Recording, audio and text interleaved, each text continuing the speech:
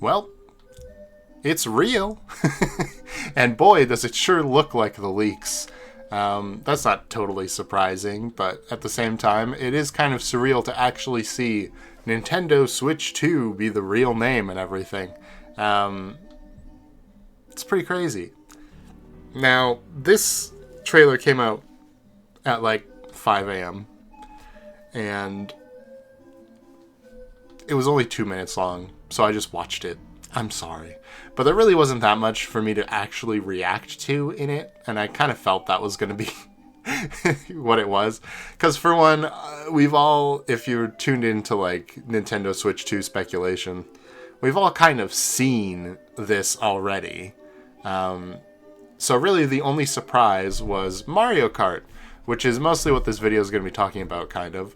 But I do want to preface and say I think it looks good. If it's somewhat reasonable in price point, I think this thing's going to kind of kill it. And I think,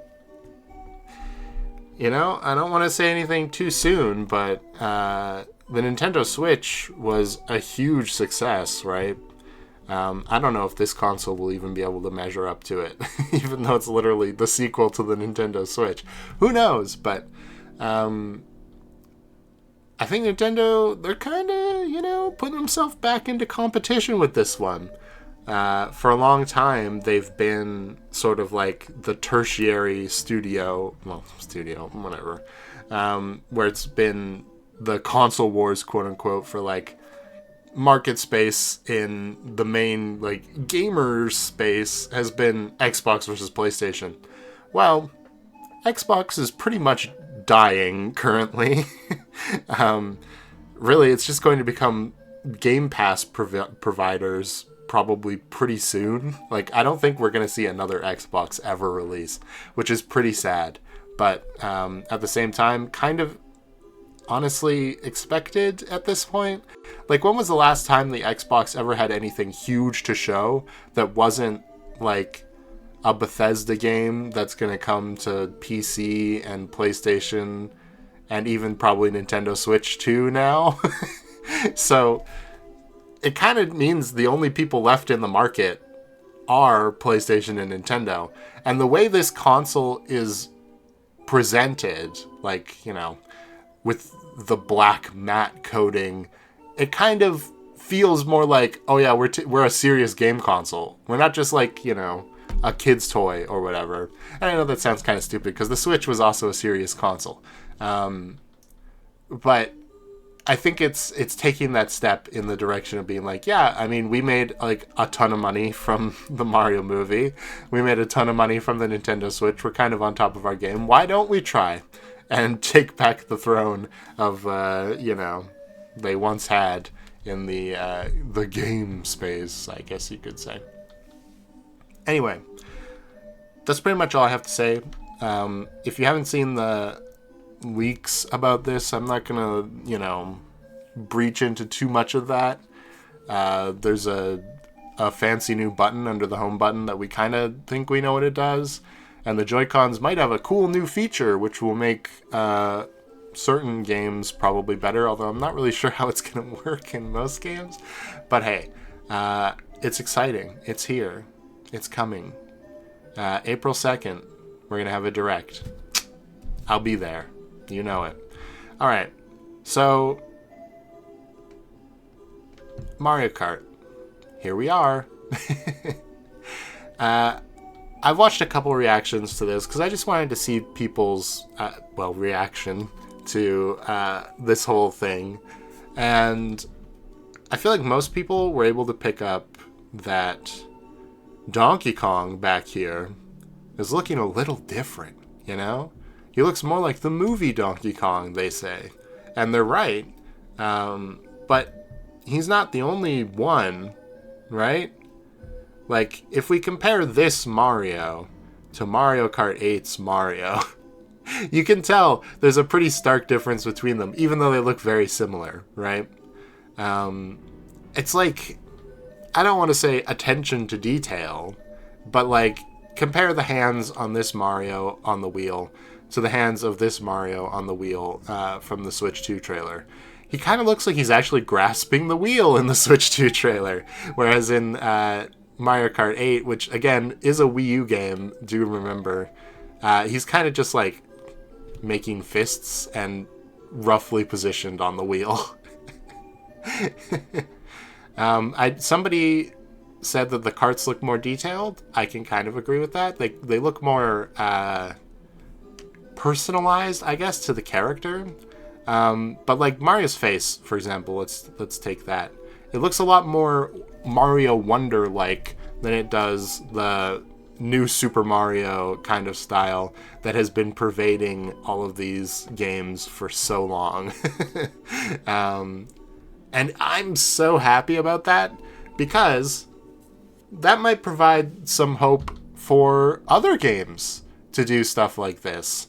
You can see Luigi looks a little different maybe, Bowser looks mostly the same, although, you know, you can kind of see some differences.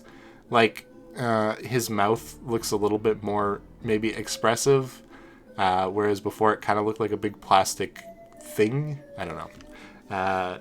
But I can't really tell much difference with, like, Peach and Toad, and probably because they're farther away. The point is, there has been a question in the game industry for a while about how do you really make your sequel stand out, right? Because in the past, it was pretty easy. You'd just increase the graphics quality, and that would make it a whole brand new, sparkly experience for everyone. But we're kind of at a point now, right, where the graphics upgrades that we can make are very incremental feeling. It's not a brand new sparkly experience. It's kind of just like what you saw last time, but like maybe a little crisper, and there's like some better lighting, so that's cool, I guess. But like, that's not going to get me pumped and excited as the average consumer. So I think the direction that Nintendo might be taking here, at least with Mario Kart, and I'm hoping that this might extend to other franchises that they might make games for, is stylization, to make it feel different from the previous entry. Because graphically, like this level, some people, when I was watching reactions, were like, oh, it's Mario Kart 8! They're showing Mario Kart 8! But the character models look very much different, right? Well, very much to the extent of what we just talked about anyway. I think it's a good idea, is basically what I'm saying, to, instead of trying to make it look more realistic, to lean into stylization. It's something a lot of people are obviously here for when you look at animated movies, for example. And yes, that could do a lot of good for a lot of Nintendo franchises. I'm thinking specifically about Smash Brothers. Like, look, Shulk is kind of the worst example of this that we have in Smash, but a lot of the anime-styled characters, in other words, the characters that don't really fit into this more realistic style that Smash has had going on since Smash Brawl, which they have toned back the grays and browns, thankfully, that Smash Brawl was, you know, inundated with. But this less, I don't know how to say it other than stylized style, does hurt characters like Shulk, who really do want to look like an anime character, except they're, you know, trying to make them all look consistent, so they kind of have to make them look a little more human-like. It's kind of shocking to look at these side by side and know that they're on the same console, you know? It's kind of shocking. So, yeah, that's pretty much the end of this video. It's really all I wanted to say. I'm looking forward to the April Direct. I'm looking forward to what they're going to do with the Switch during this era, you know? Because the Switch 1 era kind of feels like it also encompasses the Wii U time as well. It seems how basically all the Wii U games got ported to Switch that were worth anything. So it really feels like the Switch has been here forever. And now we're moving into something that's also the Switch, but also different. The Switch's launch was marked by Breath of the Wild and Mario Odyssey, right? But overall, the Switch generation was all about, like, rethinking these core Nintendo franchises, unless your name is Splatoon. So these classic Nintendo franchises, we'll just say that. You've got, Mario Odyssey is kind of like a 3D Mario, pretty normal, but the gimmick of captures is, pretty cool. Really, the bigger Mario one is probably Mario Wonder, completely rethinking the style and, even the enemies and character selection for a 2D Mario game. Breath of the Wild obviously was a drastic departure from Skyward Sword, which was the last 3D Zelda. Kirby and the Forgotten Land is the first fully 3D Kirby game, and honestly, it was really great. Probably, I'm really hoping they make another one soon. That'd be great. That'd be a good Switch 2 first year game, And then Smash Bros. Ultimate brought everybody back, something that was never done before. Animal Crossing New Horizons added crafting, and honestly, they should probably get rid of it. I have my reservations about Breath of the Wild style Zelda games. I think with some tweaks, the format can work, I kind of want dungeon items back, for example. And, we kind of had real dungeons, but they weren't really real dungeons, because you could still just jump over most of them and clear them, you know what I mean? You could just climb over the rooms and not solve the puzzles if you didn't want to. So, if they sort of, brought back some of that classic dungeon crawling, I think most people would be happy. Animal Crossing, I don't know, man. The crafting feels kind of pointless most of the time. There's really no reason for it other than just to say you have crafting in the game. I think crafting furniture items is kind of fun, and collecting materials is kind of fun, but crafting tools specifically really doesn't feel like it works for Animal Crossing. I don't know how else to say it.